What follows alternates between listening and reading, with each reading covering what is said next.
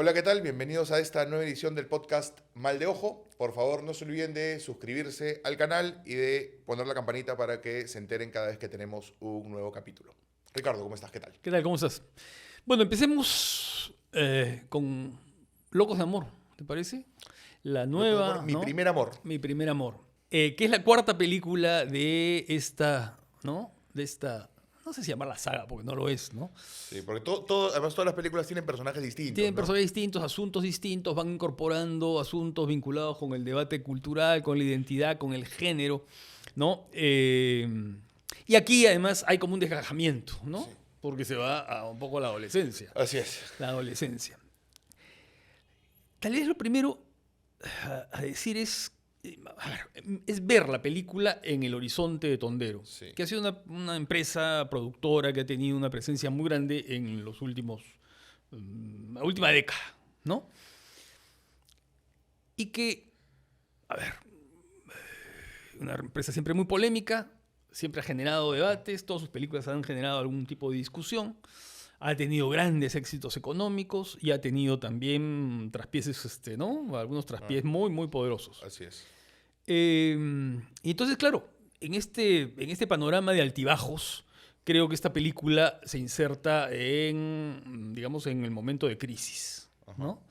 El momento de crisis, yo me imagino que también es una crisis empresarial, no lo sé, pero en todo caso es un momento en el cual Tondero viene de una seguidilla de películas que no han tenido, digamos, la recepción o la respuesta que se buscaba. Y uno podría decir que eso también contagia un poco al resto del cine comercial peruano, que si antes de la pandemia podía aspirar a tener 1 millón, 2 millones de espectadores, ahora la cosa más bien ya no apunta tanto a eso, ¿no? El promedio es 500.000, quizá un poquitito más, pero ya casi que ni gana el millón, ¿no? Claro, pero tal vez habría que interpretar eso, ¿no? Sí, por supuesto. Porque claro, uno cuando dice eso, cuando dice, bueno, ahora va menos gente a ver cine peruano, ¿no? O este tipo de cine peruano, porque eso también hay que aclararlo, ¿no?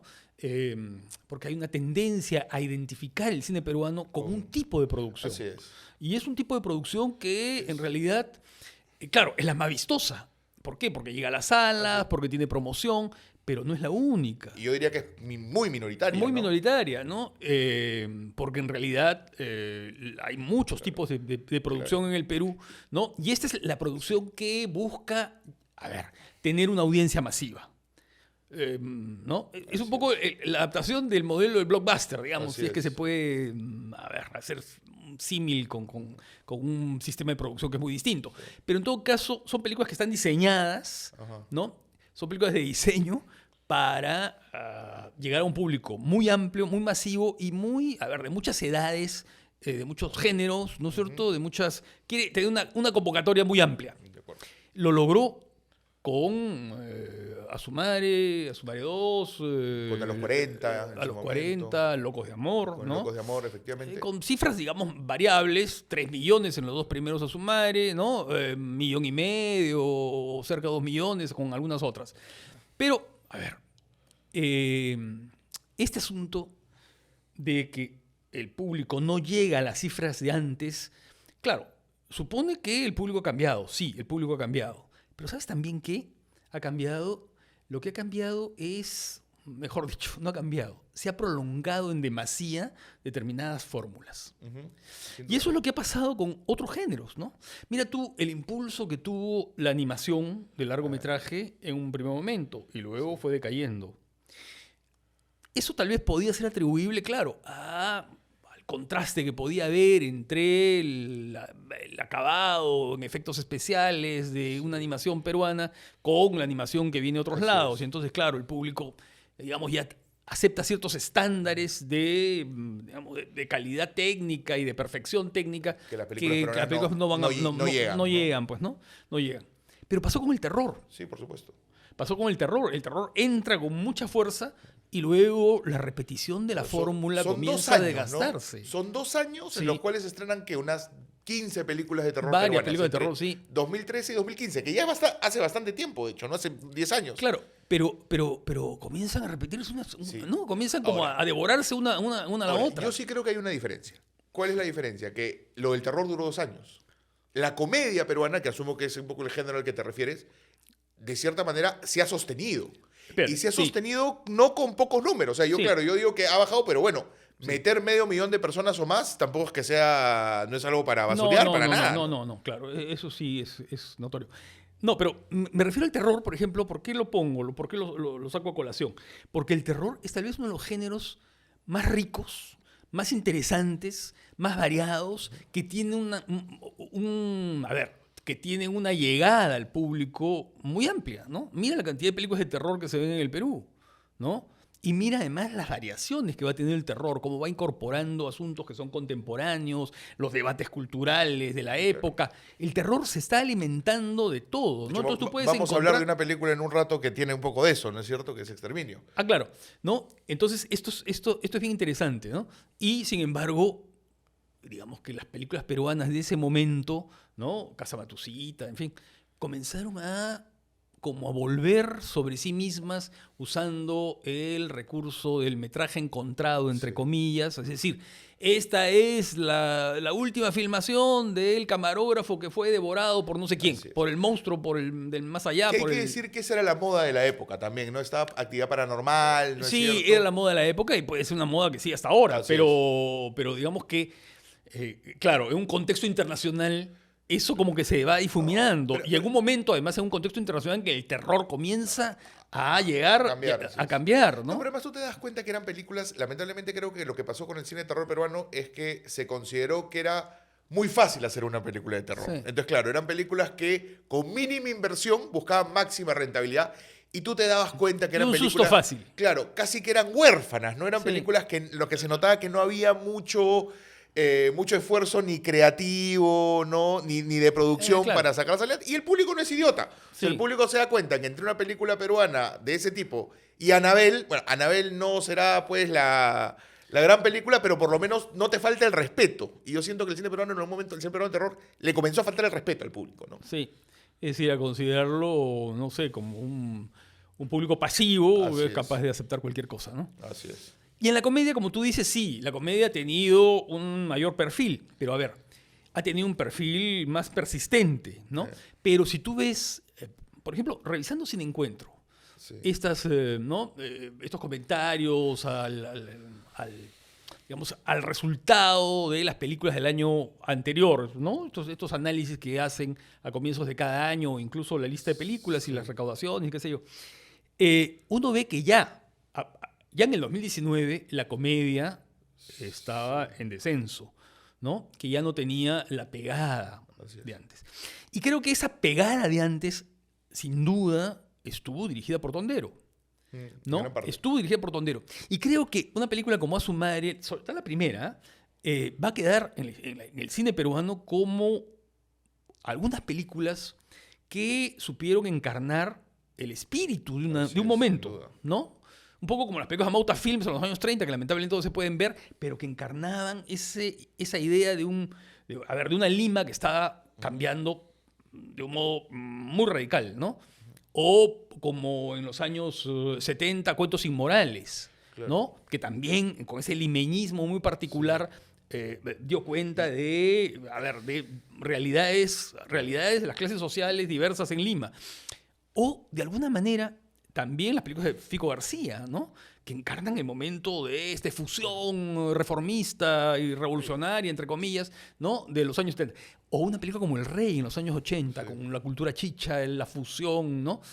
Entonces, creo que A su madre encarna el momento ese del yo sí puedo, del emprendedurismo, ¿no? Además del individualismo neoliberal. Del crecimiento económico peruano que en ese momento continuaba, ¿no es cierto? Y que había hecho que el Perú cambie, que se reduzca la pobreza, etcétera. O sea, A su madre encarnó un poquito, si tú quieres, era la película Marca Perú, ¿no? Marca Perú. Que era el tiempo, era un poco el signo de esos tiempos, ¿no? Más allá de la calidad, ¿no? Porque acá no estamos jugando la calidad. El valor cultural, el impacto cultural. El impacto cultural, eso fue bien importante. Sí. Y creo que eso va a quedar en el registro de la historia del cine peruano. Pero a partir de ahí, digamos, hubo películas que sí, que tuvieron una pegada, ¿no? que supieron aprovechar muy bien, a ver, la presencia de unos presencias queridas por la televisión, ¿no? De actores y de actrices que eran muy conocidos, muy populares por la televisión, muy seguidos por el público, ¿no? Hubo cierta originalidad, por ejemplo, en incorporar las canciones, ¿no? No era propiamente un musical, era una película con canciones, ¿no? Pero, digamos, que tenía cierta frescura. Pero poco a poco se fue haciendo fórmula, ¿no? Se fue haciendo fórmula, se fue haciendo recetario, se fue siguiendo un esquema que comienza a decaer, ¿no? Comienza a decaer. Y en el caso de Tondero, va dejando también de lado algunas intervenciones más arriesgadas, ¿no? Las primeras películas de Giovanna Lombardi, ¿no? La película de Salvador del Solar, de Magallanes, la de Javier Fuentes, El elefante desaparecido, y comienza a orientarse hacia unas coproducciones medias informes, ¿no? Que no se sabe a dónde se dirigen y que algunas resultan casi catastróficas, ¿no? Que seguramente pueden haber sido buenas decisiones de negocios, eso le van a dar los números, pero que, digamos, artísticamente, expresivamente, no fueron decisiones. Nada, y que creo flojas, que fueron erradas, sí, ¿no? Y creo que el panorama ha sido ese. Y esta película última, a ver, Mi primer amor, ¿no? Sí. Locos de amor, Mi primer amor. A ver, ¿qué se puede destacar de ella? Yo creo que se puede destacar a una presencia. La presencia de María Gracia Mora, ¿no? Así es. Que tiene fuerza, que tiene gracia, que tiene encanto, que tiene, no sé, tiene una presencia cinematográfica poderosa, ¿no? Y que creo que, a ver, destaca en medio de la grisura de todo el conjunto. Pese a que no están mal las chicas, ¿no? Y los chicos están... Creo que todo el mundo hace su mejor esfuerzo hace su actoral, mejor esfuerzo, ¿no? sí. Pero creo que ella, ¿no? Sí. Hay como una especie de, no sé, como enamoramiento de la cámara, ¿no? Sí. Es una especie de musa, ¿no? Sí, Se siente un se poco siente. esa dimensión, ¿no? Sí, eso. Y luego un par de momentos musicales, ¿no? Al comienzo, ¿no? Y por ahí el momento del baile de ella, ¿no? Sí. En la fiesta. Pero lo demás, la verdad, es que es una suma de clichés, ¿no? Sí, por supuesto. Es una suma de clichés, de situaciones que están puestas con calzador, ¿no? De el asunto del enamoramiento, ¿no? Gay, que, en fin, que sí, se siente que es forzado, Claro. ¿no? Que dramáticamente no funciona, Claro. ¿no? De la pareja gay. Claro, y hay una afirmación en eso, Sí, ¿no? por Hay una afirmación en eso, y creo que la película, a ver, es muy explícita en esa voluntad, ¿no? Claro. Pero no funciona Pasa pues, que tú- como situación, como, ¿no? Tú como hablas de cómo vínculo. los géneros, ¿no? Y lo decías con el terror, los géneros suelen ser excelentes vehículos para, de cierta manera, representar las tensiones sociales, los miedos de una Sí, época, sí, ¿no? sí. Ya. Creo que Locos de Amor, Mi primer amor, quiere hacer un poco eso también. O sea, quiere tocar ciertos temas que están ahorita siendo muy discutidos, ¿no es cierto? Que tiene que ver con la diversidad sexual. También tiene que ver con el efecto de las redes sociales, ¿no? Y que importa más el exhibirse, pero en realidad, claro, te exhibes bonito, pero tu vida en realidad no es tan bonita, ¿no? Entonces, claro. Pero ¿cuál es el tema? El tema es que creo que la película nunca encuentra la manera de encarnar esos temas dentro de la narración y dentro del estilo. Entonces, cada secuencia, que como tú dices, parece que están pegadas con babas las secuencias, ¿no? Están desgajadas, ¿no? Así es. Son como una mandarina que... ¿Por ¿no? qué? Porque Queda- cada una quiere ser una especie de lección de algo, ¿no? Sí. Entonces, claro, de pronto tenemos la relación gay que busca ser, ¿no es cierto? Tolerante y hacia una abierta intolerancia, y una- de apertura. Tenemos, ¿no es cierto?, la chica que vive en las redes sociales y que conoce a alguien que le dice, pero eso qué importa, ¿no? Esto, en realidad lo que importa es la nobleza, ¿no? Entonces, claro, cada secuencia es una lección de vida. La educación, ¿no? Rígida y autoritaria que se redime. Así es. ¿no? Entonces, ¿qué pasa? Que llega un momento en el cual tú sientes que te están sermoneando un poco, ¿no es cierto? Y eso hace que todo pierda un poco de gracia, o que nada tenga mucha gracia en realidad, ¿no?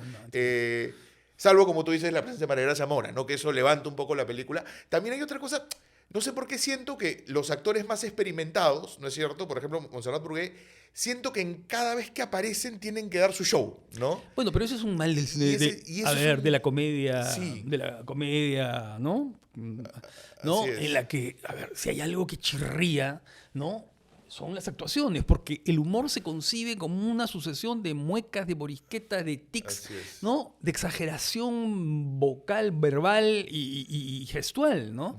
Y el humor no va por ese lado, digamos. Claro. El humor va por justamente cómo se concilian o cómo van jugando las situaciones y cómo se van volviendo cada vez más, si tú quieres, delirantes, pero a partir de la movilidad, ¿no? De esta especie de concepción de tener una cámara aquí y tener que hacer morisquetas, ¿no? Todo el tiempo, ¿no? Sí. Es una cosa muy chirriante, por ejemplo, en Solteras, Casadas, Viuda, Divorciada, en sus, ¿no? Así Las es. actrices, en verdad, ahí, con alguna excepción, Claro. ¿no? Claro. Están actuando, en fin. Es una concepción del histrionismo equivocada, ¿no? Sí. O sea, porque creo que afecta a la película. Y quiero decir una última cosa. Chirriante. Sí, sí, sí. ¿No? Totalmente chirriante. A veces uno ve esas películas y siente que las actuaciones Claro. son como esas tizas en la Pero- pizarra pero que van, Así ¿no? es. Y además, ¿qué pasa? Que creo que los chicos justamente se esfuerzan en no necesariamente hacer eso No. y los Sí. más grandes sí. Entonces, no sé, hay algo ahí medio, ¿no? Claro, que afecta más aún el resultado final de la película, ¿no? Sí quiero decir una cosa que me parece llamativa, ¿no? Tú has mencionado al principio de que, claro, de que este es un momento poco complejo de Tondero, ¿no? Creo que los números de Locos de Amor lo demuestran, ¿no? Porque, claro, si tu intención es ser una empresa que hace sí un cine masivo, claramente los resultados se han quedado cortos en ese aspecto, ¿no? Me parece interesante que, claro, que en el momento, el 2013, ¿no es cierto? Cuando, si tú quieres, el espíritu del Perú estaba alto por el crecimiento económico, ¿no es cierto? Sí, sí, claro. ¿No? Hoy en día, que el Perú, de cierta manera, está pues en un momento muy complejo, ¿no? Muy aciago, pues esto, un poco, más bien, Tondero esté un poco en esa situación, ¿no? Entonces, me parece sintomático de algo. Sintomático No sé de muy bien muchas qué. cosas, ¿no? Sí. Sintomático de muchas cosas, ¿no? Pero bueno, a ver, creo que en la complejidad a veces Así aparecen cosas bien interesantes, ¿no? Así. Como Y hay que- Kinra o como otras películas Y hay peruanas que decir de que Tondero, en teoría, bueno, el año pasado estrenó la segunda película de Salvador del Solar, ¿no? Ramón y Ramón, que digamos, que asumo, no le he visto, pero asumo que es una película que se aleja de esta visión más supongo, comercial. ¿no? No le he visto. Entiendo que pronto se va a estrenar la nueva película, la película que filmó Paul Vega, la ópera prima de Paul Vega, que se llama Astronauta, que es una coproducción con Uruguay, que también entiendo es una película más autoral. Entonces, me parece interesante que por ahí Tondero pueda quizá renacer desde ese lugar, ¿no? Vamos a ver si eso Sí. es posible, ¿no? Sí, ojalá, no. Bueno, sí, porque creo que es necesario, a ver, ese cine que, a ver, que recurre al Estado, que recurre a los fondos del Estado, pero también a los fondos internacionales, ¿no? Para tratar de asuntos adultos, ¿no? Problemas complejos, para tener una mirada crítica sobre las cosas, ¿no? Y que Tondero, digamos, pueda producirlo, me parece que Así me parece es. bueno, ¿no? Me parece bien, ¿no? Pero Así es. ojalá pueda hacer. Vamos con Exterminio, 28 años después, ¿no? 28 años después, sí. 28 después que, claro, es la tercera parte de una... Sí, tercera, claro. De una película que, bueno, de una saga que comenzó a principios del 2000, ¿no es cierto? Dirigida por Danny Boyle.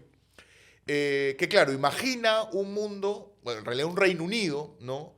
Que ha sido devastado por una plaga zombie, ¿no? Y en donde básicamente, pues, quedan algunos sobrevivientes, ¿no? Y claro, la película lo que hace es juega un poco con la lógica, ¿no? de la supervivencia, ¿no? Y un poco cómo sobrevives o cómo sobrevives en medio de una civilización que está absolutamente devastada, ¿no es cierto? Y en donde, claro, cualquier tipo de Estado de Derecho, de sociedad, ya no queda pues nada, ¿no? Entonces, ¿qué queda? Queda el sobrevivir, ¿no? La supervivencia. La supervivencia, ¿no? Esta película comienza, en realidad, con una sociedad que se ha creado a partir de las cenizas, ¿no? Una comunidad, ¿no? Una comunidad y en la que básicamente, ¿no? Pues hay dos personajes, un padre y un hijo, que deciden ir afuera, no afuera de la comunidad, fuera del territorio cercado en el que están, y es ahí donde, pues, viven una serie de aventuras, ¿no? Con los zombies que están ahí dando vueltas, ¿no? A ver, ¿qué decir de la película? Creo que la película Es una película, volvemos un poco a lo que decías al principio, ¿no? Es una película que busca representar un poco ciertas ansiedades sociales, ¿no?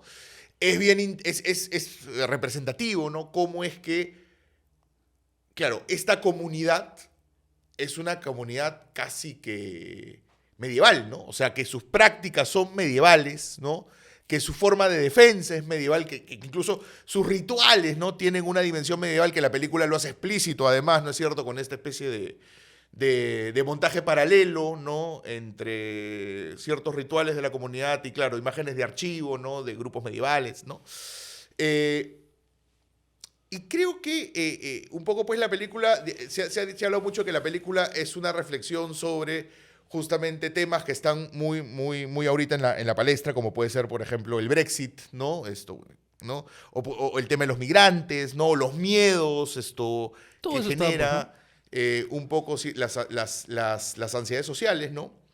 Pero ¿qué pasa? Creo que por momentos la película se olvida de algo que creo que es muy importante para una película de terror, que es la tensión, la creación de tensión. Creo que es una película que además visualmente siento que está muy preocupada por siempre tratar de deslumbrarte de alguna forma con el montaje rápido, ¿no es cierto? Con esas inserciones así violentas de así montaje, es, ¿no? que no sé si tienen algo que ver con el lenguaje de las redes sociales, con el lenguaje del TikTok, Y ¿no? la desaceleración o la aceleración de la imagen, no por fragmentos. Así es. Pero eso es muy propio del estilo de Boyle. Eso es muy propio del estilo de Boyle, efectivamente, pero yo lo siento que en esta película quizás sea incluso más, y siento que en esa especie de recursos visuales,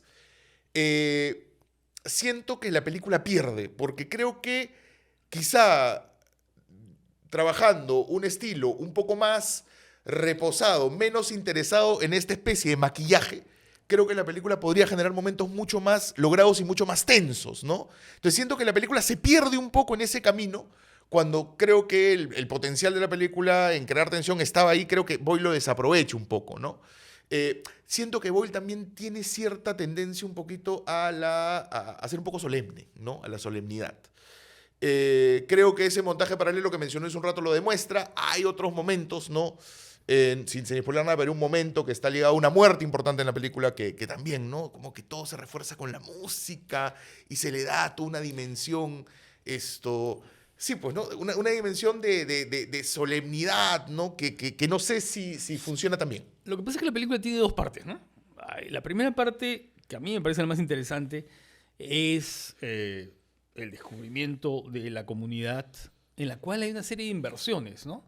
Porque tú has mencionado que hay flechas y arcos y flechas y, claro, parece un castillo medieval, ¿no? Que está siendo atacado por los bárbaros o qué sé yo, pero en el que la regresión los ha llevado al uso de estas armas y a esta ritualidad que se vincula mucho con cierto tipo de terror británico, ¿no? Este tipo de terror vinculado con la pervivencia de ciertas costumbres, de ciertos ritos y de ciertas celebraciones que tienen algo de pagano, que tienen algo de arcaico, ¿no? Eso que en algunos casos se le llama el horror folclórico, ¿no? Y luego la partida, ¿no? El paso hacia el bosque, ¿no?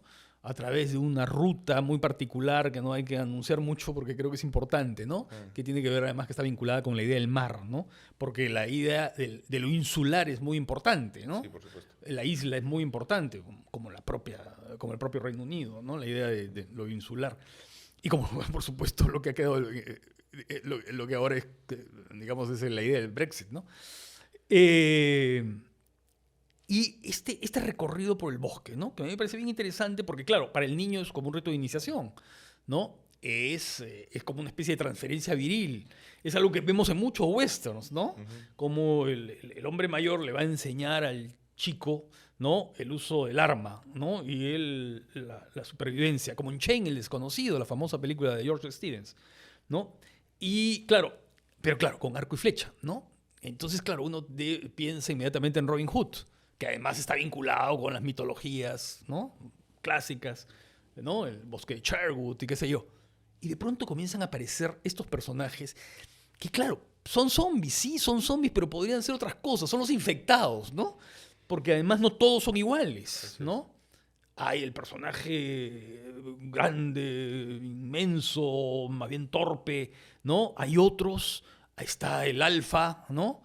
Poderoso, gigantesco. Es decir, hay como como una idea de la evolución, ¿no? De evolución de estos personajes que de alguna manera que son los otros, ¿no? Que son alienígenas, ¿no?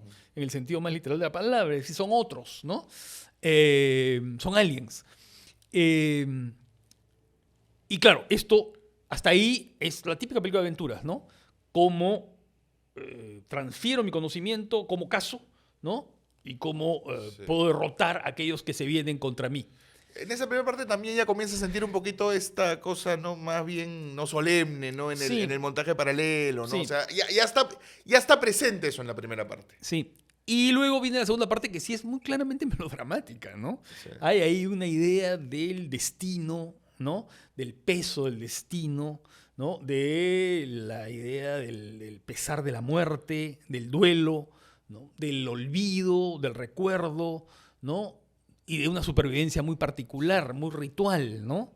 Muy ritual y de una ceremonia del memento mori, ¿no? Que eso se asocia mucho a esa solemnidad que tú notas, ¿no? Una solemnidad que, por otro lado, quiere ser como acelerada por Boyle, ¿no? Quiere ser disimulada por Boyle a partir de esta especie de como descargas eléctricas que tiene la película, ¿no? Como que todo se acelera, ¿no? Se desacelera, se acelera y el montaje cambia. Y que le quitan fuerza a la película, porque de nuevo, creo que si la película se reposara un poco, jugara más con la tensión, en vez de jugar con esas descargas eléctricas que tú dices, que yo creo que él sería una siente, película más, claro, más potable, más interesante. Lo creo que Boyle creo que es muy consciente de eso, ¿no? Creo que es muy consciente de esa solemnidad y que necesita algún electroshock, ¿no? Y entonces los va poniendo cada cierto, ¿no? Como una especie de empujón que le da a la película para que se mueva un poco, ¿no? Esa es un poco la idea. Sí. Ahora, es una película, digamos, estimable, ¿no? Sí, más o menos. No sé si la palabra sería estimable en mi caso.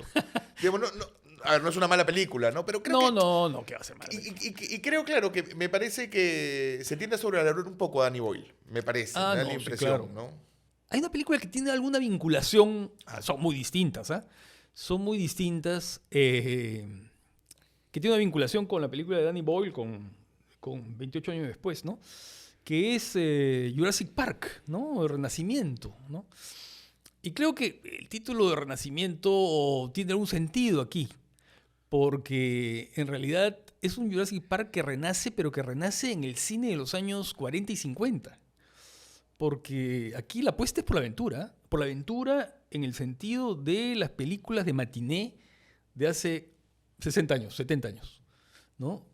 Y claro, primero es la aventura marítima, que algo puede evocar a Tiburón, pero que más recuerda a las películas de navegantes que están enfrentados a tormentas y a seres, ¿no? A animales marinos que atacan los barcos, para luego ir al bosque, ¿no? La aventura del bosque.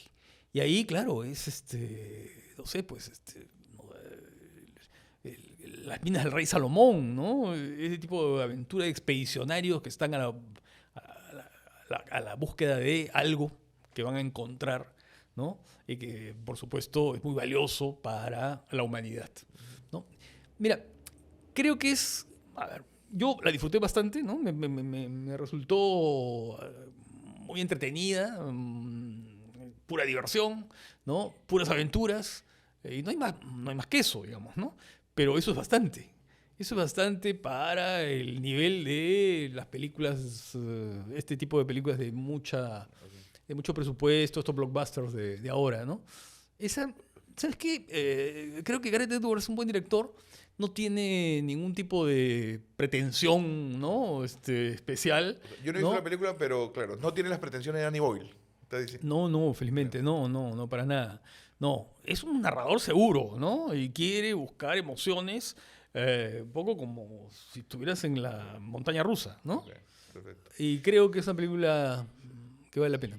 Ok, y de emociones, ahora de emociones prehistóricas pasemos a emociones deportivas con F1, ¿no? Que F1 justamente funciona cuando de emociones deportivas se trata, ¿no? Creo que es Sí. una película que en los momentos de carreras, en los momentos, ¿no es cierto?, donde la acción se impone, donde los personajes hablan poco y hacen más, ahí me parece que la película consigue ciertos momentos de emoción deportiva genuina, ¿no? Y que claro, y que de cierta manera remiten un poco a lo que ya... se me dio el nombre del director. Kosinski. Kosinski, ¿no es cierto? Conseguía en Top Gun 2, ¿no? Lo cual es cuando la acción... Maverick. Top Gun Gun Maverick, ¿no? Cuando la acción prima, ahí es donde... Sí, es un cineasta de acción, ¿no? El tema es que creo que en Top Gun Maverick la acción primaba más que en esta, ¿no?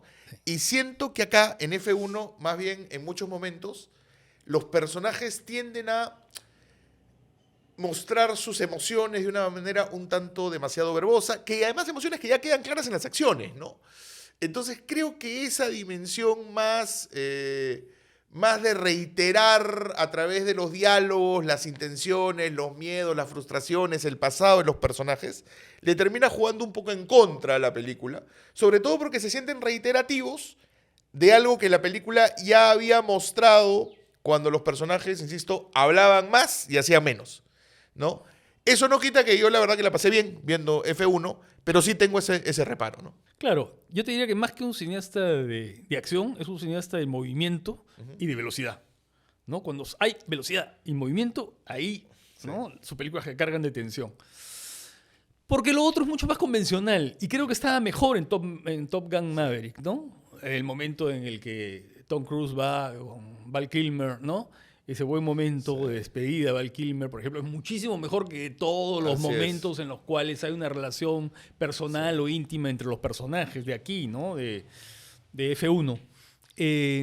Y claro, lo que más interesa es la carrera, ¿no? Es un poco la pista a toda velocidad, el encuadre, que es una cosa que siempre le llama mucho la atención al cine, ¿no? Por supuesto. Mira, de las primeras películas de la historia del cine, ¿no?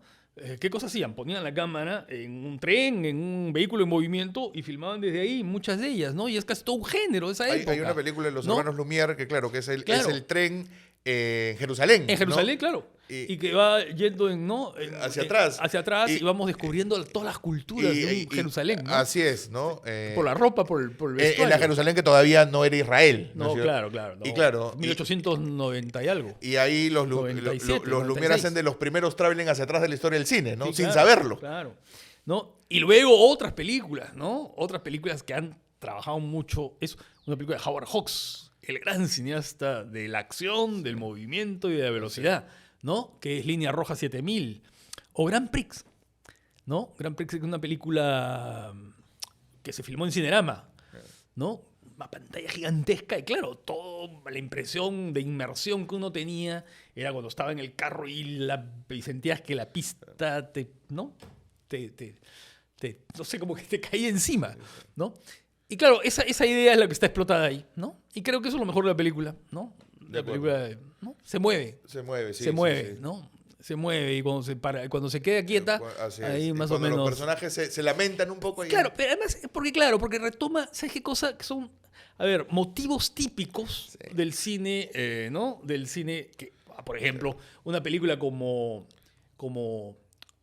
la película de billar de Scorsese, El color del dinero, ¿no? El color del dinero están trabajadas de una manera mucho más compleja, ¿no? Que es la relación entre alguien que tiene experiencia, que tiene un pasado más o menos complejo y difícil, con un hombre joven, ¿no? Así es. Ambicioso, ¿no? Soberbio, ¿no? Soberbio, ¿no? Y que se enfrentan, ¿no? Sí. Y es un motivo muy recurrente en el cine de Hollywood, en el cine de los Estados Unidos, ¿no? Y además con el personaje... es la idea de la segunda oportunidad, además. Y el ¿no? así es, por supuesto, ¿no? Y además el laconismo del personaje de Brad Pitt, ¿no? Que efectivamente es su segunda oportunidad, él es consciente de eso, sabe que no la puede arruinar, claro. ¿no? Pero claro, eso a veces se expresa mejor en las acciones y en los silencios, ¿no? Claro. Cuando la película lo quiere expresar en los diálogos o en las relaciones más humanas, ahí es donde... Claro, y eso se expresa, como tú dices, en la acción, ¿no? Así es. Cuando tienen que, digamos, competir entre ellos o cuando se ponen de acuerdo para poder sobrepasar a un auto o para pararse para los cambios de llantas o para los pits, ¿no? Ahí es que se nota ¿Sabes qué? Es un principio del cine, ¿no? A ver, los personajes se definen por la acción, por sus acciones. ¿Qué es lo que decía Hawks, ¿no? Decía, John Wayne, prendiendo un cigarro, dice más que cualquier tratado filosófico. Sí, así es. Decía, ¿no? Claro, una exageración absurda, Así es. pero claro, pero muy significativa, ¿no? Sí, Es eso, sí. el gesto, ¿no? La posición, Claro. la mirada y el movimiento. Y mira, por ejemplo, no sé, una comparación un poco exagerada, pero es bien interesante cómo Javier Bardem entiende su personaje y claro, y lo lleva un poco al borde de la comedia, al borde de la parodia, pero sin hacer lo que hacen muchos actores peruanos cuando hacen comedia y parodia. Ah, no, claro. Pero sabe muy bien Sí. qué tono darle al personaje, ¿no? Claro, Es, claro. Javier Bardem está muy bien, está muy Bardem, divertido claro, además, sí, ¿no? sí, sí. La película irlandesa, ¿no? Que tiene un título, ¿cómo es Pequeñas cosas como Pequeñas estas. cosas como estas. Que es una película, a ver, que ha entrado en cartelera de una manera inexplicable, la verdad, inexplicable, ¿no? Que se ha colado por ahí, porque es la típica película que ya no se ve en las pantallas, ¿no? Son esas películas adultas, que tienen un trabajo de estilo muy particular, que tienen un ritmo quedo, ¿no? En la que hay una atmósfera muy particular y muy trabajada. Y eso, ¿no? Es una cinematografía, además, ¿no? Que está reivindicada, además, por Cillian Murphy, que es el actor principal, y que trata de un tema complicado, ¿no? Que es este asunto de las lavanderías Magdalena, ¿no? Que eran unas monjas, unas religiosas que recibían niñas que tenían problemas o adolescentes que tenían problemas y que luego de algunos años se descubrió que traficaban niños, Sí. que maltrataban a las niñas. Hay una película sobre el tema Claro, de Las Peter Cullen, Hermanas que se llama Magdalena. Las Hermanas Magdalena, que Las ganó Hermanas Magdalena. el Festival de Cine de Venecia hace Claro, hace años, sí. más de 20 años. Sí, a comienzos, ¿no? Sí. Del 2000. Peter Mullan, si no me equivoco. Eh, y en este caso, claro, la película está centrada en el personaje de Cillian Murphy, que es un hombre que trabaja carbón, que trabaja en el carbón, y que poco a poco va entrando en este mundo realmente sórdido. Y creo que la película trabaja muy bien esa sordidez, ¿no? Esa atmósfera pura de fotografía opaca, ¿no? Es un mundo muy terrible y el conflicto moral de este hombre, que es un observador, pero que no puede quedarse, no puede quedarse inerme, no puede quedarse silencioso ante determinadas cosas que va viendo y que va descubriendo, ¿no? Y la película es eso, ¿no? La película es eso. No es una película especialmente lograda, pero es una película que tiene un poder visual y que tiene una capacidad de alguna manera de conmovernos, ¿no? Y creo que es interesante. Y ojalá que pueda seguir en Así es. cartelera, que pueda seguir viéndose, ¿no? Hablemos del anuario Sin Encuentro para cerrar Ah, el sí, programa. sí. Sí, la página web Sin Encuentro ha trabajado un anuario del cine peruano 2024. Anuario Cines Peruanos 2024 Así se llama. es, Sí. que lo pueden descargar. Está en su página web, me parece, o sea, se puede descargar. Y hay data muy interesante que tiene que ver con la cantidad de largometrajes, además con la cantidad de largometrajes estrenados, la cantidad de largometrajes producidos, la cantidad de largometrajes donde Perú es coproductor minoritario, Coproductor, sí. ¿no? La cantidad de salas alternativas. Hay data muy, muy interesante. Festivales, Así de ¿no? festivales. Entrevistas, ¿no? Largas. Hay ensayos. Hay ensayos. No, me parece que es un trabajo magnífico que ojalá pueda continuar, que se haga todos los años, Así ¿no? es, ¿no? Y creo que además esto permite pensar un poco sobre justamente algunas cosas de las que hablamos al principio del programa, ¿no? El cine peruano, su relación con el público, la forma en la que se producen las películas, ¿no? Entonces creo que ahí hay data bien interesante, ¿no? Bien Que- interesante, sí. Hay que felicitar a la gente de Sin Encuentro, ¿no? Por esto. Sí, Porque es un trabajazo, ¿ah? Son más de 300 páginas, ¿no? sí. Que se pueden revisar en PDF. Y es de lo más interesante, ¿no? Así es. Nada, Bueno. entonces, muchísimas gracias por haber visto este capítulo de Mal de Ojo y nos veremos pronto porque ya se viene el Festival de Cine Lima. En la próxima Mal de Ojo daremos las fijas. ¿Ah? Así es, algunos... En fin, muchas de las cosas no las habremos visto, pero... No, claro, pero vamos a hacer seguramente dos programas en los Así cuales es, vamos a ir. sobre el En festival. la primera hablaremos de algunas películas que tienen interés, ¿no? Y que conocemos en algunos casos, ¿no? Y a la próxima haremos comentarios de las películas vistas durante el festival. Así que nada, no se olviden de inscribirse al canal de YouTube y no se olviden de poner clic en la campanita para recibir las notificaciones de nuestros programas. Muchísimas gracias.